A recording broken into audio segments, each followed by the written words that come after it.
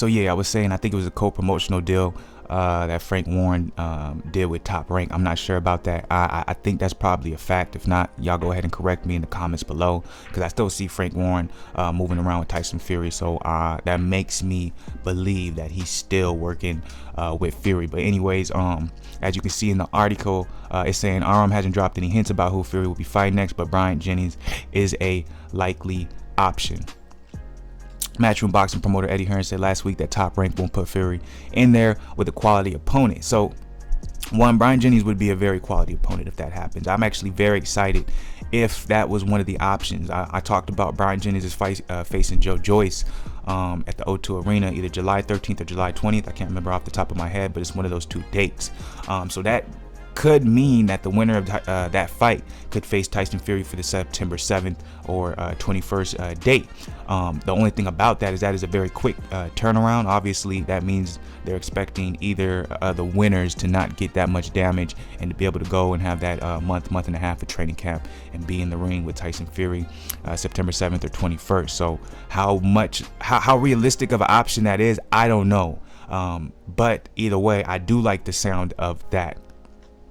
It's very hard at this moment of time to find quality opposition for Tyson Fury, because there's certain factors that you have to look at when it comes to Tyson Fury at this point of who he needs to fight.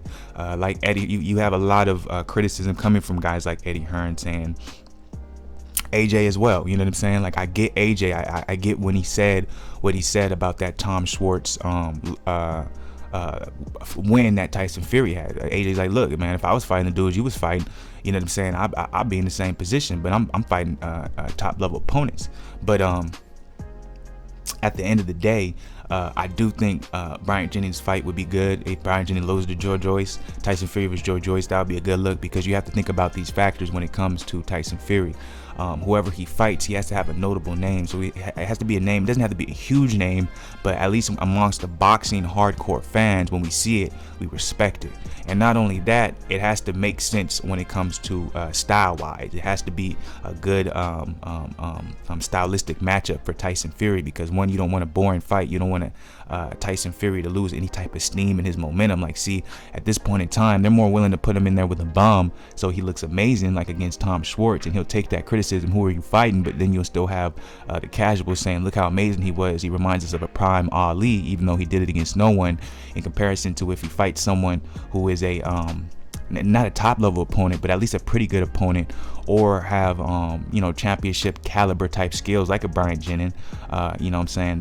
We still don't really know about Joe Joyce, but Bryant Jennings has been tested before. So to put him in there with someone like that and him beat Bryant Jennings but do it in an underwhelming fashion, that will take more of a hit on Tyson Fury than him doing what he did to Tom Schwartz. You see what I'm saying? So that's why they're being very strategic with who they're going to pick next. So also, you guys have to remember too that Eddie Hearn did say that Tyson Fury's team verbally agreed to fight Dillian Whyte for the Diamond Belt if Dillian Whyte beat Oscar Rivas. So you guys got to remember that there's still that option too. So from what I'm seeing, just based on reports, the winner of Bryant Jennings versus Joe Joyce might fight Tyson Fury September 7th or on the 21st at MSG, or it might be the winner of Dillian Whyte Oscar Rivas. You know what I'm saying? If Dillian Whyte does win, I think it'll be more likely it'll be Whyte versus Fury if Whyte's able to get out of there with no injuries or anything like that, because once again, it can be for a belt, and that would be a big deal for someone like Fury to legitimize basically what everyone's saying, that he's the best and things like that. You know what I'm saying? The belt always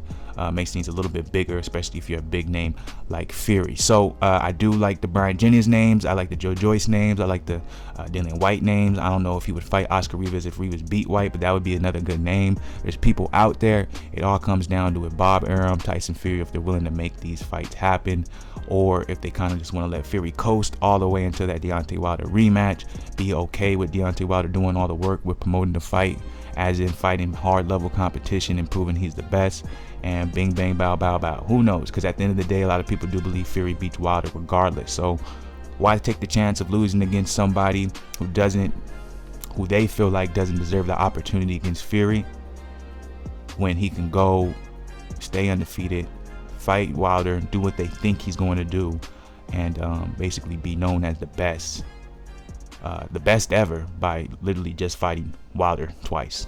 That would be the narrative, and people wouldn't even realize it. But yeah, let's move on. You know what I'm saying? I've been on this topic a little bit too long. I just thought it was interesting. Like I said in the last video, I want to talk about the Triple G's news that just came out this morning. So yesterday, basically, the Canelo and Sergey Kovalev fight is not happening. I'm actually going to talk about what's going on with Sergey Kovalev and Anthony Yarde next up. But since that's not happening, they're saying that Canelo really doesn't have anyone to fight as of now.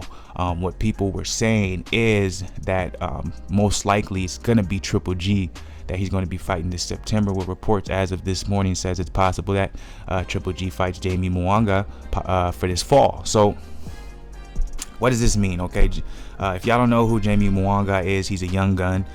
He's a champion. First and foremost, he's over there. He's one of Golden Boy Promotions guys. Okay, he's someone that's very highly invested in when it comes to Golden Boy Promotion. Okay, WBO light middleweight champion, 6 feet tall, big guy, has some power, but he's young. He's a young dude. You know what I'm saying? So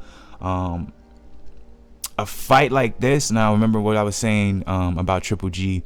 I was a little upset with Triple G because I felt like he was only I felt like he was so focused on the Canelo fight, he was ignoring all the other good fights that he can have. And I was like, what happens if you don't get the Canelo fight? What happens if you do fight Canelo and you lose? Where do you go from here? Do you just pad your record, and then by the time you retire, everyone can just remember you taking W's, which is a great narrative? Or you're going to try and just be the best ever and fight the best while you're still in your opinion, still in your prime. And it looks like Triple G is proving me wrong, and thank God he is. It's showing that he does still want to be the best, and they're talking about him fighting Jaime Munguia. For you guys who don't know about him, this would be a hard fight for Triple G. And even though no, it's not a Demetrius Andrade, it's not a Billy Joe, it's not a Callum Smith. Me personally, I think it's not right there up with those guys when it comes to talent wise, but I think it's like a notch below. You know what I'm saying? Oscar De La Hoya was calling out Triple G, said tell him to fight better competition. Well, this is it. This would definitely be it. And this actually goes to this goes back to saying I was talking about this a little bit when about the Canelo being the franchise champion, how Canelo's one of the few guys to be signed through Top Rank, who's associated with ESPN, but then also have that big DAZN contract where it's a very sticky situation, but then also be named franchise champion from the WBC. Very interesting. Shows the power he has, and I feel like this kind of speaks to it. Now a lot of you are saying, how does this speak to it? This is Triple G. This has nothing to do with Canelo. Well, just hear me out for a second. Everyone knows they want that Triple G Canelo fight to happen. That's what DAZN wants to happen. That's what Golden Boy Promotion wants to happen. They're gonna make the most money from that. No matter who DAZN has in their stable, no matter who Golden Boy Promotion has in their stable, they're making the most money from that Triple G Canelo Alvarez third fight, obviously. So with that being said, say Triple G doesn't want to fight one of these top level guys over in the DAZN stable, because these are some good like the middleweights and the super middleweights over in the DAZN stable. These are top level dudes, and there's a possibility Triple G could either lose to him, or at least it can be a boring fight and it can't build his resume. Well, in steps Top Rank. People want to say Top Rank and Golden Boy are disassociated. I don't believe that. How are you going to have the same parent company and be disassociated? When you need to make certain deals happen, it's going to be much easier for Golden Boy Promotions to call up Bob Arum and say, hey man, look, we need a fighter. Now, look, obviously Jaime Munguia, he's not under Top Rank. I'm just saying, if they're both under ESPN, it's a lot easier for ESPN to make a deal with a DAZN and Golden Boy Promotions for two fighters to fight. So you kind of have two promotions now kind of in cahoots with each other, which in my opinion I think is better for boxing, because you have something like this happening, Triple G versus Jaime Munguia, which you would have never heard that before. You would have never heard that. Even if Triple G went to DAZN, if Canelo never went to DAZN, it would have been hard to make this fight. But now that Canelo's at DAZN, there's like, you have two promotional companies willing to be like, okay, I got a fight over here, you got a fight over here, okay, let's make it happen. It's not going to be any type of now it's still going to be back and forth, but it's not going to be back and forth like it would be between like a PBC and a DAZN, because at the end of the day they're both going to be making money from it, because they're like 2-1, you know what I'm saying? Like Canelo's with the zone, but Golden Boy Promotions is making money off of anything Canelo does through the zone.